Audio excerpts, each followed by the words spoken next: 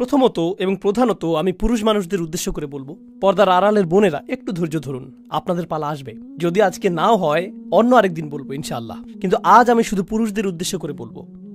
মুসলিম সমাজের অনেক পুরুষ মানুষের সাথেই আমার অনেক অনেক কথোপকথন হয়েছে, সারা পৃথিবীব্যাপী এবং আমেরিকাতেও।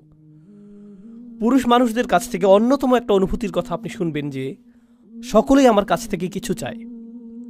আমার পরিবার আমার কাছে চায়, আমার বাবা মা আমার কাছে চায়, আমার সন্তানেরা আমার কাছে চায়, আমার স্ত্রী আমার কাছে চায়, আমার শ্বশুরবাড়ি আমার কাছে চায়, আমার বস আমার কাছে চায়, আমার সমাজ আমার কাছে চায়, প্রত্যেকেই আমার কাছে কিছু চায়। আর সে যদি একটা ফোন কলও পায়, এমনকি কলটি রিসিভ করার আগে সে ধরে নেয় এটা তার উদ্দেশ্য না যে হ্যালো, আমি তোমার খবর নেওয়ার জন্য ফোন করলাম, তুমি কি ভালো আছো, সবকিছু কি ভালো চলছে, চলো একদিন দেখা করি। এমনকি কেউ যদি কল দিয়ে বলে আসসালামু আলাইকুম, তুমি কেমন আছো, এর মধ্যেই আপনার মাথায় কাজ করে যে সে কি চাইছে, কি ব্যাপারে কল করেছে, কল করার কারণটা কি।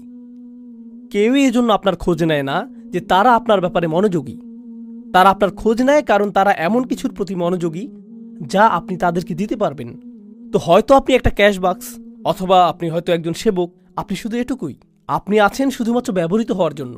আপনি একটা যন্ত্র যাকে ব্যবহার করা হয়, এটুকুই। কেউ আপনাকে নিয়ে চিন্তা করে না, কেউ আসলে আপনার ভিতরের সত্তাটিকে দেখতে পায় না।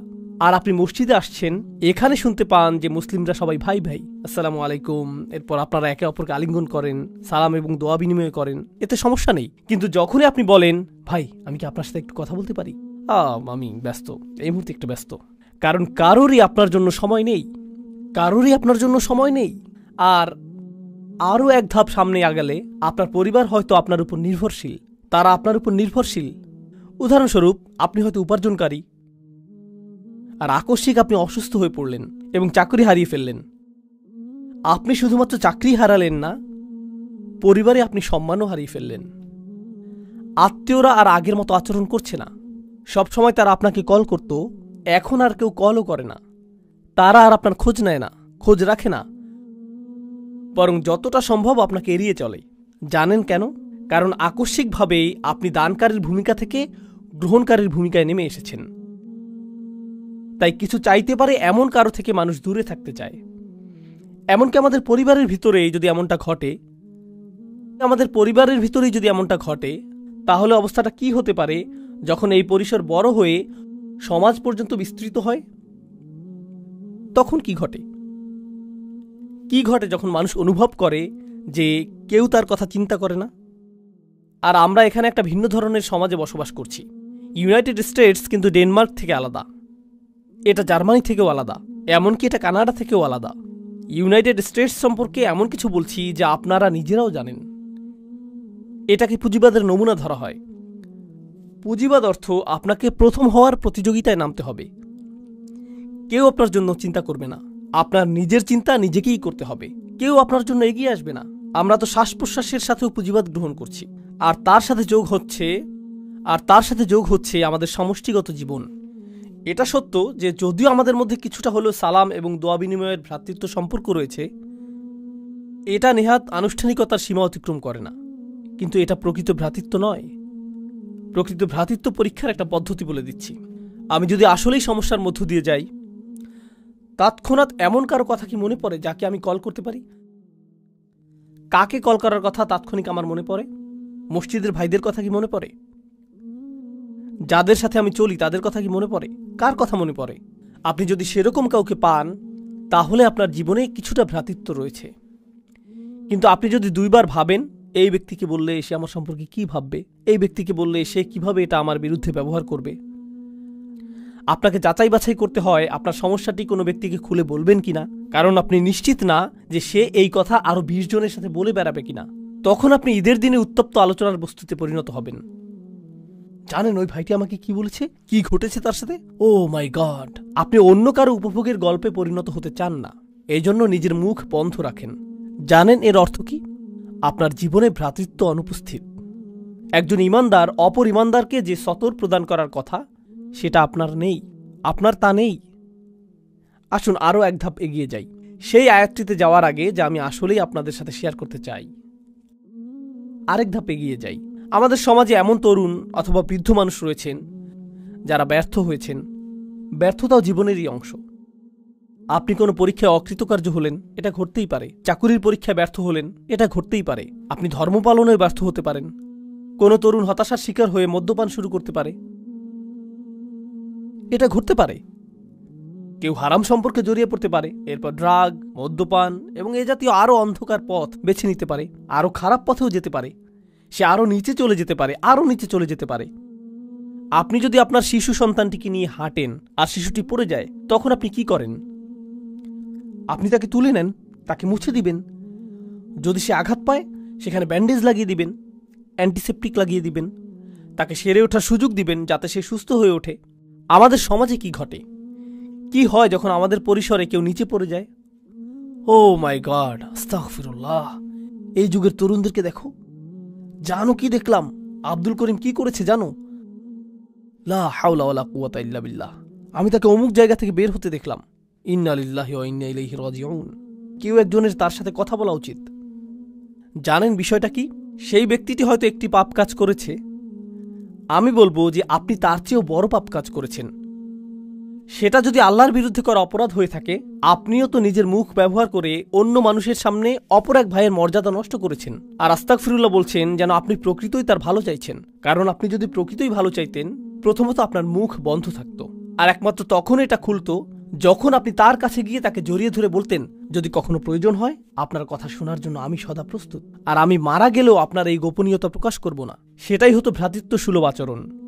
এখন যা করছেন তা ভ্রাতৃত্ব নয়। আমি আমাদের তরুণদের নিয়ে উদ্বিগ্ন। এটা ভ্রাতৃত্ব না। আমি জানি না এটা কি, তবে কমপক্ষে এটা যে অগোচরে আক্রমণ সেটা তো বলাই যায়। কিন্তু এই বাস্তবতাটি আমি আমার জন্য সৃষ্টি করেছি। তারপর আমরা এই কথা বলার ধৃষ্টতা দেখাই যে উম্মাহ কেন ঐক্যবদ্ধ নয়? কোটি কোটি মানুষ রয়েছে। আরে ভাই, আপনি কি আমাদের 1 ডজন মানুষকে ঐক্যবদ্ধ দেখাতে পারবেন? 2 ডজনকে দেখাতে পারবেন? কোটি কোটি মানুষের একতা নিয়ে কথা বলার আগে কয়েকশো ঐক্যবদ্ধ মুসলিম দেখাতে পারবেন? আমি চাই যে আমি নিজে এবং আপনারা আমাদের নিজস্ব পরিসরে পুনরায় চিন্তা করা শুরু করি যে ঐক্য অর্থ আসলে কি। কারণ কোরআনে বর্ণিত ঐক্য হলো নিজের ভেতরে অনুভূত ঐক্য। এটা সেরকম ঐক্য না যা শুধু বাহ্যিকভাবে দেখতে ঐক্যের মতো। এটা ঐক্য না যে আমরা একই রকম কথা বলি, অথবা আমরা একই রকম পোশাক পরি, অথবা আমরা একই মাযহাব অনুসরণ করি তাই আমরা ঐক্যবদ্ধ, আমাদের দাড়ির দৈর্ঘ্য সমান তাই আমরা ঐক্যবদ্ধ, অথবা আমাদের কাপড় সমান মাপে টাকনুর উপর থাকে তাই আমরা ঐক্যবদ্ধ, আমরা একই বক্তার আলোচনা শুনি তাই আমরা ঐক্যবদ্ধ। এগুলো সবই অযৌক্তিক, এগুলো সবই অর্থহীন। প্রকৃত ঐক্য হলো যখনই আপনি কোনো মুসলিম ভাইকে দেখেন, যেই মুহূর্তে তিনি আপনাকে সালাম দেন, অন্য সকল প্রতিবন্ধকতা অদৃশ্য হয়ে যায়। ওয়ালা তাকুলু লিমান আলকা ইলাইকুমুস সালামা লাস্তা মুমিনান। এটুকুই যথেষ্ট। তারা আপনার ভাই, আপনি তাদের জন্য সদা প্রস্তুত, তারা আপনার জন্য সদা প্রস্তুত। আমরা ঐক্যের প্রকৃত অর্থ জানব না যদি আমরা এটা নির্মাণ না করি, যদি আমরা এটাকে লালন না করি। আর আপনি এবং আমি এটাকে লালন করতে পারবো যদি আমাদের নিজেদের ব্যক্তিগত পরিসর থেকে ঐক্যের চর্চা সৃষ্টি করা শুরু করি এবং মানুষের সাথে সম্পর্ক তৈরি শুরু করি। এই বিষয়ে আমি সর্বশেষ একটি কথা বলবো। ইতিমধ্যেই বক্তব্য দীর্ঘায়িত হয়ে গিয়েছে। সর্বশেষ যে কথাটি বলবো তা হলো, আমি 18-19 বছর বয়স থেকেই মুসলিমদের মাঝে কাজ করছি। খুতবা, দার্স এবং সক্রিয় কার্যক্রমগুলোতে যুক্ত ছিলাম। এটা প্রায় 25-26 বছর আগের কথা। আমি এই কার্যক্রমে দীর্ঘ সময় ধরে সংযুক্ত। আমি অনেক হালাকায় যোগ দিয়েছি, অনেক ইমামের সাথে ঘুরে বেরিয়েছি এবং যারা ইসলামী সম্মেলনের আয়োজন করে এই মানুষদের পরিসরে যুক্ত ছিলাম। আর এই পরিসরে আপনি বন্ধুত্ব তৈরি করেন, তাদের সাথে আপনি কথা বলেন ইসলাম নিয়ে, আপনি কথা বলেন উম্মার সমস্যা নিয়ে, আপনি অমুক আয়াত নিয়ে কথা বলেন, আপনি অমুক হাদিস নিয়ে কথা বলেন, আপনি ইতিহাস নিয়ে কথা বলেন। জানেন, এই 25 বছর যাবৎ আমার পরিসরের মধ্যে একটা জিনিস রয়েছে যা নিয়ে কেউ কথা বলেনি, আর আমিও এটা নিয়ে কারোর সাথে কথা বলিনি। আর তা হলো তাদের ব্যক্তিগত জীবনে তারা কি কি সমস্যার মধ্য দিয়ে যাচ্ছেন। আমার পরিসরের মধ্যে এমন মানুষ ছিলেন যারা সকল ধরনের সমস্যার সাথে লড়াই করে যাচ্ছিলেন। বিষণ্ণতা, দুশ্চিন্তা, এমনকি কখনো কখনো আত্মহত্যার চিন্তা, বিবাহ বিচ্ছেদের কষ্ট, সন্তান লালন পালন, ভিসা বাতিল হওয়া, সব ধরনের সমস্যা ঘটে যাচ্ছে। আপনার জানার বাইরে থেকে যাচ্ছে, কারণ তারা এটা জানে যে এসব বিষয়ে কথা বলার জায়গা এটা না। তাদের মনোযোগের কেন্দ্রবিন্দু হলো শুধু হালাকা। তাদের মনোযোগ হলো তুমি কি এই প্রোগ্রামটা করতে পারবে, এটাই তাদের মনোযোগের বিষয়, এটুকুই। আর তুলনা করার জন্য আমি খ্রিস্টানদের একটা গির্জায় গিয়েছিলাম, শুধু দেখার জন্য যে তারা কি করে। এক বুধবার রাতে গিয়েছিলাম, এখানকার স্থানীয় একটা গির্জা। তারা গোল হয়ে বসে, প্রথমে 5-7 মিনিট তারা গান গায় এবং এই জাতীয় কিছু কাজ করে। এরপর 1 ঘন্টা অতিবাহিত করে। জানেন সেই 1 ঘন্টায় তারা কি করে? সেখানকার পাদ্রী একজনকে বললেন, এই তোমার নাম কি? আমার নাম ফ্রাঙ্ক। তোমার নিজের সম্পর্কে কিছুটা বলো ফ্রাঙ্ক। এটা তোমার এমন কি কোনো বিষয় আছে যার জন্য আমরা সবাই প্রার্থনা করতে পারি? হ্যাঁ, আমার মেয়ে আমার সাথে কথা বলে না, সেজন্য প্রার্থনা করুন। সকলে আসুন ফ্রাঙ্কের জন্য প্রার্থনা করি। পরবর্তী মহিলা, তুমি কি সমস্যা রয়েছে? আসো তোমার জন্য প্রার্থনা করি। কল্পনা করতে পারেন তারা এভাবে কথা বলছে আর এই মানুষগুলো একে অপরকে চিনেও না। সব শেষে তারা একে অপরকে আলিঙ্গন করলো। এরপর এক ব্যক্তি এসে বলল, আমার মেয়ের সাথেও আমার একই রকম অবস্থা ছিল, আমরা কিন্তু যোগাযোগ রাখতে পারি, মাঝে মাঝে এই বিষয়ে কথা বলতে পারি, এটা অনেক বড় প্রাপ্তি। আর আমি বিস্মিত হয়ে এটা দেখছিলাম। আমাদের সত্য ধর্মের অনুসারী হওয়ার কথা ছিল, আমাদের হওয়ার কথা ছিল আদিল্লাতিনা আলাল মুমিনিন, আমাদের হওয়ার কথা ছিল ইউসিরুনা আলা আনফুসিহিম। আমি দেখলাম যে এই সবগুলো আয়াতই এমন মানুষেরা চর্চা করছে যারা আমাদের ধর্মের ভিতরের কেউ না। আর এত বছর ধরে আল্লাহর ঘর মসজিদে এবং মুসলিম পরিবেশে থেকেও আমি এটা দেখিনি। যা আছে তা খুবই সামান্য। আমাদেরকে যত্নশীলতার সাথে লালন করতে হবে, ভ্রাতৃত্বের লালন করতে হবে। এখান থেকে ঐক্য আসবে। এটা বক্তব্য, আলোচনা এবং ভিডিও থেকে আসবে না। এটা আসবে যখন আপনি এবং আমি আসলেই সম্পর্ক তৈরি করব, গভীর সম্পর্ক। আল্লাহ আমাদেরকে একটি খাঁটি ঐক্যের অধিকারী মানুষে পরিণত করুন আর আমাদেরকে একে অপরের প্রতি আন্তরিক করে দিন। তিনি আমাদের সম্পর্কের কৃত্রিমতা ও কপটতা দূর করে দিন এবং সবচেয়ে শক্তিশালী, গভীর এবং অকৃত্রিম সম্পর্ক দিয়ে তা প্রতিস্থাপিত করে দিন। বারাকাল্লাহু লি ওয়া লাকুম। আসসালামু আলাইকুম।